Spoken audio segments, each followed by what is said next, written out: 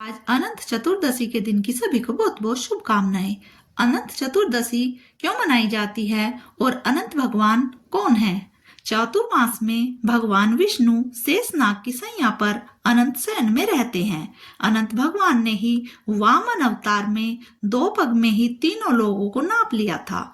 इनके न तो आदि का पता है और न ही अंत का, इसलिए इन्हें अनंत कहते हैं। अतः इनके पूजन से आपके सभी कष्ट समाप्त हो जाते हैं। भगवान विष्णु के सेवक भगवान शेषनाग का नाम अनंत है।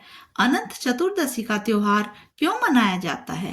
6 चतुर्थियों का खास महत्व है। भाद्रपद शुक्ल की अनंत चतुर्दशी, कार्तिक कृष्ण की कृष्ण रूप या नरक चतुर्दशी, कार्तिक शुक्ल की वैकुंठ चतुर्दशी, वैशाख शुक्ल की विनायक चतुर्दशी, फाल्गुन मास की चतुर्दशी जिसे महाशिवरात्रि भी कहते हैं, और श्रावण मास की चतुर्दशी शिवरात्रि का खासा महत्व है।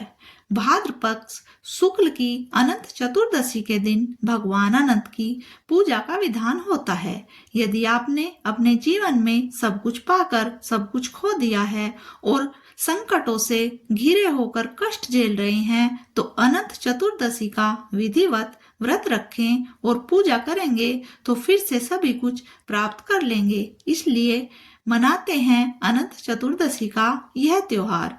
इससे जुड़ी हुई बहुत सारी मान्यताएं हैं। इस दिन व्रत रखने के साथ साथ यदि कोई व्यक्ति श्री विष्णु सहस्त्र नाम स्तोत्र का पाठ करता है तो उसकी समस्त मनोकामनाएं पूर्ण हो जाती है। धन धान्य सुख संपदा और संतान आदि की कामना से यह व्रत किया जाता है।